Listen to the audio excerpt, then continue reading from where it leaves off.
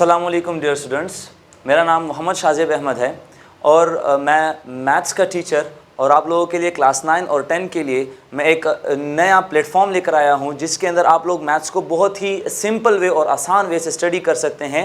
इसके अंदर हम मुख्तलिफ़ किस्म के MCQs को भी स्टडी करेंगे। इसके अंदर हम जो है मुकम्मल कंसेप्ट सीखेंगे, क्योंकि आजकल के जितने पेपर्स हैं बोर्ड के तो वो जो है वो कंसेप्ट बेस पे चल रहे हैं। सो इस वजह से हम जितने भी कंसेप्ट हैं, हम मैथ्स के जितने भी कंसेप्ट हैं उन कंसेप्ट को स्टडी करेंगे। तो मेरे साथ रहिए, मुझे फॉलो करें, मेरे इस प्लेटफॉर्म को लाइक करें, शेयर करें, सब्सक्राइब करें, ताकि जो है मतलब मेरी भी हौसला अफजाई हो और मैं नेक्स्ट आपके लिए नए नए वीडियोस को अपलोड कर सकूं। ठीक है जी। तो हमारा आज का टॉपिक है क्लास 9 के लिए चैप्टर नंबर 1 एक्सरसाइज 1.1 का, जिसका नाम है मैट्रिसेस। मैट्रिसेस हम पढ़ते हैं मैट्रिसेस। अब मैट्रिसेस को या मैट्रिक्स को क्या कहते हैं, तो हम उसको बहुत आसान वे में स्टडी करेंगे कि द अरेंजमेंट, ठीक है जी, the arrangement of rows and columns is called matrix. ठीक है जी। अब ये जो मैट्रिक्स है, देखिए हम इसमें बहुत आसान वे में बात करेंगे कि अरेंजमेंट का मतलब होता है तरतीब देना, रोज का मतलब होता है उनके रोज को। रोज मिसाल हॉरिजॉन्टल फॉर्म में हम लिख सकते हैं, इन हॉरिजॉन्टल फॉर्म। ठीक है, हॉरिजॉन्टल फॉर्म हम यूं कहेंगे, ये हॉरिजॉन्टल है। ठीक है जी। रो इसको कहेंगे हॉरिजॉन्टल फॉर्म में जो होगा। कॉलम मतलब हमारे पास क्या होगा, वर्टिकल होगा। तो वर्टिकल इस फॉर्म में इसको हम क्या कहते हैं, वर्टिकल्स कहते हैं। तो ये इस फॉर्म में हमारे पास वर्टिकल्स होगा। फॉर एग्जाम्पल मैं यहाँ पर लिखता हूँ कि मेरे पास एक एग्जाम्पल ये हो जाएगी कि यहाँ पर लिखता हूँ 1 2 3 4। तो देखें इसके कुछ रोज हैं तो कुछ इसके कॉलम्स भी हैं। तो इस फॉर्म को हम क्या कहते हैं, रो, और इस फॉर्म को हम क्या कहेंगे, कॉलम। तो the arrangement of row and columns is called matrix. दोबारा एक दफा दोहराते हैं कि द अरेंजमेंट तरतीब देना, rows horizontal, column vertical, is called matrix. इसको हम क्या कहते हैं, मैट्रिक्स कहते हैं। तो इसके हम फर्दर टाइप्स के बारे में क्यों ना डिस्कस करें। अब इसके जो है वो मुख्तलिफ टाइप्स है। तो मैं कहता हूं कि टाइप्स ऑफ मैट्रिसेस। ठीक है जी, टाइप ऑफ मैट्रिसेस। तो सबसे पहला जो उसका मैट्रिक्स का जो टाइप है उसको हम कहते हैं रो मैट्रिक्स। क्या कहेंगे, रो मैट्रिक्स। अब रो मैट्रिक्स के नाम से जाहिर होगा कि इसके अंदर क्या होंगे, सिर्फ रो मौजूद होंगे। अब कैसे पता लगेगा, तो बाय डेफिनेशन हम यूं कहेंगे कि the matrix in which matrix, ये वो मैट्रिक्स होंगे जिसके अंदर ओनली वन रो होगा। मतलब आसान सी बात कि जिसके अंदर सिर्फ एक रो होगा तो उसको हम क्या कहेंगे, हम उसको कहेंगे रो मैट्रिक्स। फॉर एग्जांपल मेरे पास ये एक मैट्रिक्स है 1, ठीक है, दूसरा मैट्रिक्स है 2 3, तीसरा मैट्रिक्स है 1 2 3। तो ये तीनों के तीनों जो मैट्रिक्स हैं ये रो मैट्रिक्स है। आप मुझसे पूछेंगे कि सर ये कैसे हो सकता है कि ये तीनों एक तरह के होते हैं, मुझे कैसे पता लगेगा कि भाई ये वाकई में रो मैट्रिक्स है। तो इस चीज को समझने के लिए हम सबसे पहले इसके ऑर्डर को समझते हैं। तो व्हाट इज ऑर्डर, तो ये ऑर्डर क्या होता है, जरा गौर से देखिएगा। अब ये ऑर्डर क्या है, ऑर्डर तो इंग्लिश का वर्ड है जिसको हम हुक्म कहते हैं, लेकिन यहां पर ऑर्डर का मतलब हमारे पास the arrangement of rows and column आएंगे in the form of by. किस तरीके से, मैंने भी आपको बताया था, एग्जांपल है 1 2 3 एंड 4। तो ये जो आपके पास 1 2 3 एंड 4 है तो इसका तो कुछ रो होगा। तो देखिए 2 रो हैं, इसके 2 कॉलम हैं। अब फिर भी आप नहीं समझे, देखिए इसमें ये जो 2 रोज थे इनको मैंने कैसे लिखा, इनको मैंने पहले लिखा, दैट मीन्स कि ये मेरे पास क्या है, रो है। उनके बाद हमने कॉलम्स को डिस्कस किया था, तो ये हमारे पास 2 कॉलम्स हैं। तो यहां पर क्या आ जाएंगे, ये मेरे पास यहां पर कॉलम आ जाएंगे। और इस बाय के निशान को, अभी आप लोग ये कहेंगे कि सर ये क्रॉस का निशान है, तो ये क्रॉस का निशान नहीं है, बल्कि हम इसको क्या समझते हैं, बाय समझते हैं। तो अब इस ऑर्डर क्या होता है कि रोज एंड कॉलम की अरेंजमेंट को हम मैट्रिक्स कहते हैं। ये एक मैट्रिक्स है और उसके 2 रोज हैं और 2 कॉलम्स हैं।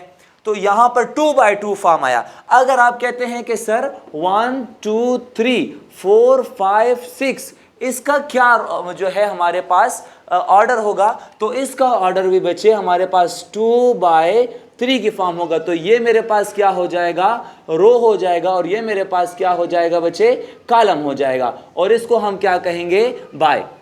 ठीक हो गया। तो यहां पर कितने रोज कितने कॉलम हैं, यहां पर 2 रोज और 3 कॉलम होंगे। इसी तरह आप फर्दर जाते जाए, तो यहां पर जरा देखें, वापस आ जाए ऑर्डर पे, अगर आप समझ गए तो यहां पर आप इसके ऊपर दोबारा अप्लाई करें। इसके अंदर कितने रो हैं, 1 रो है, 1 कॉलम है। इसके अंदर कितने रो हैं, 1 रो है, 2 कॉलम है। इसके अंदर कितने रो हैं, 1 रो है, 3 कॉलम है। देखें ये 1 रो हो गया, 1 2 3 कॉलम हो गए। अगर तो मतलब यह है कि रो मैट्रिक्स वो कहता था कि ओनली 1 रो हो बीच में, तो यहां पर देखिएगा, यहां पर सिर्फ और सिर्फ मेरे पास 1 रो है, यहां पर भी सिर्फ और सिर्फ मेरे पास 1 रो है, यहां पर भी सिर्फ और सिर्फ मेरे पास 1 रो है। तो इसके बाद हमारे पास, इस वजह से ये हमारे पास रो मैट्रिक्स। दूसरा हमारे पास आता है और उसको कहते हैं हम कॉलम मैट्रिक्स। क्या कहेंगे, कॉलम मैट्रिक्स। अब कॉलम मैट्रिक्स क्या होता है, तो उसके लिए हम ये डिस्कस करते हैं कि ओनली 1 कॉलम, कि जिसके अंदर सिर्फ और सिर्फ 1 कॉलम होना चाहिए। तो अब यहां पर 1 कॉलम से मुराद क्या होगी, 1 कॉलम से मुराद ये होगी कि भाई हमारे पास ये देखें, ये मैट्रिक्स 1 2, ये मैट्रिक्स 1 2 3, ये मैट्रिक्स। अब यहाँ पर हमारे पास रो के साथ कोई ताल्लुक है ही नहीं, यहाँ पर हमारे पास जो ताल्लुक है वो कॉलम के साथ है। तो यहाँ पर क्या हो जाएगा, 1 रो 1 कॉलम। यहाँ पर क्या हो जाएगा, देखिए 2 रो 1 कॉलम। यहाँ पर क्या हो जाएगा, 3 रो 1 कॉलम। अगेन वही वाली बात बोलूंगा कि यहाँ पर ताल्लुक हमारा कॉलम के साथ है। दूसरे नंबर में कॉलम होता है, पहले नंबर में रो होता है। तो ये आ जाएगा कॉलम 1 है, यहाँ पर भी कॉलम 1 है। तो इसको कहेंगे हम कॉलम मैट्रिक्स। आपसे पेपर में कोई ये नहीं पूछता कि मुझे रो और कॉलम की डिफिनेशन बताएं, बल्कि आपसे ये बोलता है कि इसमें कितने रो कितने कॉलम, या इसका ऑर्डर बताएं, या आपसे ये कहेगा कि इनमें से कौन सा वाला जो है आपके पास मैट्रिक्स है। अच्छा, मैट्रिक्स के हवाले से एक और आपको बात बताऊं कि एक आसान सी मिसाल, अगर मैट्रिक्स में आपके पास स्क्वायर ब्रैकेट्स हों तो वो भी हमारे पास मैट्रिसेस होता है। तो ये भी मेरे पास हमारे पास मैट्रिसेस होगा। अच्छा, row matrix, column matrix, column matrix और रो मैट्रिक्स के बाद जो तीसरे नंबर पर है उसको हम कहते हैं स्क्वायर मैट्रिसेस। अब स्क्वायर मैट्रिसेस क्या होता है, तो स्क्वायर मैट्रिसेस में आपको मैं ये बोलूंगा कि हमारे पास स्क्वायर मैट्रिक्स में, देखिए बेटा, स्क्वायर मैट्रिक्स हर उस मैट्रिक्स को कहेंगे कि जो हमारे पास रो और कॉलम्स क्या हो, उनके में इक्वल हो, जिनके अंदर the number of rows is equal to the number of column. तो मतलब कि नंबर ऑफ रोज उसमें क्या होंगे, बराबर होंगे द नंबर ऑफ कॉलम्स में। तो number of rows and column कैसे होगा, मिसाल 1 है मेरे पास, 1 2 3 4 है मेरे पास, इसी तरह 1 2 3 4 5 6 7 8 एंड 9 है मेरे पास। तो यहाँ पर जितने भी रोज हैं वो बराबर होने चाहिए उन्हीं के कॉलम्स के बराबर। मिसाल देखें, 1 रो है यहाँ पर और 1 कॉलम है। यहाँ पर देखिए 2 रोज है, 2 कॉलम्स हैं। यहाँ पर देखिएगा 3 रोज हैं, 3 कॉलम्स हैं। तो ये इसी तरह चलता रहेगा। मतलब कि ये कि स्क्वायर मैट्रिक्स के बारे में हम ये डिस्कस करेंगे कि इनमें नंबर ऑफ रोज जो होंगे वो बराबर होंगे किनके, नंबर ऑफ कॉलम्स के। अब इसके बाद हमारे पास जो दूसरे चौथे नंबर पर है उसको कहते हैं रेक्टेंगुलर मैट्रिक्स। अब ये रेक्टेंगुलर मैट्रिक्स कौन सा होता है, तो रेक्टेंगुलर मैट्रिक्स के अंदर जो हम स्टडी करते हैं तो वो ये होगा कि इसमें द नंबर ऑफ रोज बराबर नहीं होंगे द नंबर ऑफ कॉलम्स के। सेम टू सेम उसी तरह the number of rows is not equal to the number of columns. तो जो नंबर ऑफ रोज हैं वो बराबर नहीं होंगे नंबर ऑफ कॉलम्स के। मिसाल मेरे पास एक है 1, देखिए बेटा 1। अब यहां पर नंबर ऑफ रोज और नंबर ऑफ कॉलम्स बराबर है, तो मैं यहां पर 2 लगा रहा हूं, तो यहां पर 2 रोज हो गए और एक कॉलम हो गया। देखिए 2 रोज 1 कॉलम होने की वजह से ये रेक्टेंगुलर मैट्रिक्स में शिफ्ट हो गया। क्यों? क्योंकि इसमें नंबर ऑफ रोज और नंबर ऑफ कॉलम्स आपस में बराबर नहीं है। फिर उसके बाद हमारे पास आ जाता है 1 2। तो देखिए इसमें भी हमारे पास द नंबर ऑफ रोज बराबर नहीं है नंबर ऑफ कॉलम्स के। इसी तरह हमारे पास एक और है 1 2 3 4 5 6। इसमें भी हमारे पास 2 रोज और 3 कॉलम्स हैं, तो नंबर ऑफ रोज बराबर नहीं है नंबर ऑफ कॉलम्स के। इस वजह से इसको हम क्या कहेंगे? रेक्टेंगुलर मैट्रिक्स कहेंगे। अब इसके बाद हमारे पास 5 और 6 रह गया। अब 5 और 6 को हम कैसे डिस्कस करते हैं? यहां पर अगर मैं आपको नंबर 5 कहता हूं तो नंबर 5 के अंदर हम बात करते हैं सिंगलटन मैट्रिक्स की, जिसको क्या कहते हैं? Singleton matrix. अब सिंगलटन मैट्रिक्स आपको क्या कहता है? इसमें only one element, only one element का मतलब कि उसके अंदर सिर्फ और सिर्फ एक एलिमेंट होगा, ओनली वन एलिमेंट। तो इसके अंदर सिर्फ और सिर्फ एक एलिमेंट होगा, उसको कहेंगे सिंगलटन मैट्रिक्स। अब आप मुझसे ये पूछेंगे कि सर आपने तो मुझे अभी तक एलिमेंट के बारे में बताया ही नहीं है। तो यहां पर आप बात याद रखें कि आपको यहां पर ये 1 नजर आ रहा है तो ये भी एक एलिमेंट है, आपको ये 2 नजर आ रहा है तो ये भी एक एलिमेंट है, यहां पर आपको 3 नजर आ रहा है वो भी एक एलिमेंट है, यहां पर ये 4 नजर आ रहा है तो ये भी एक एलिमेंट है। दैट मीन्स के उसके अंदर जितने रोज जितने कॉलम्स हैं उन्हीं के साथ साथ अंदर जो आपके पास स्पेस में जो नंबर मौजूद होता है, मतलब 1 के बाद स्पेस 2 फिर 3 के बाद स्पेस 4, तो यह हमारे पास यहां पर 4 एलिमेंट्स मौजूद हैं। इसी तरह यहां पर सिंगलटन मैट्रिक्स में यह बोल रहा है कि ओनली वन एलिमेंट, तो उसमें हम सिर्फ और सिर्फ एक एलिमेंट की बात करेंगे। मिसाल देखिएगा 1, अब ये भी एक एलिमेंट है, मिसाल 2 ये भी। अब यहां पर मेरे साथ रोज और कॉलम का कोई मतलब नहीं है, सिर्फ एलिमेंट के साथ ताल्लुक है। अभी आप देखें 1 + 1, अभी आप कहेंगे कि सर ये तो सिंगलटन मैट्रिक्स नहीं है, यहां पर तो 2 हो गए। नहीं, बल्कि हम इसको सॉल्व करेंगे,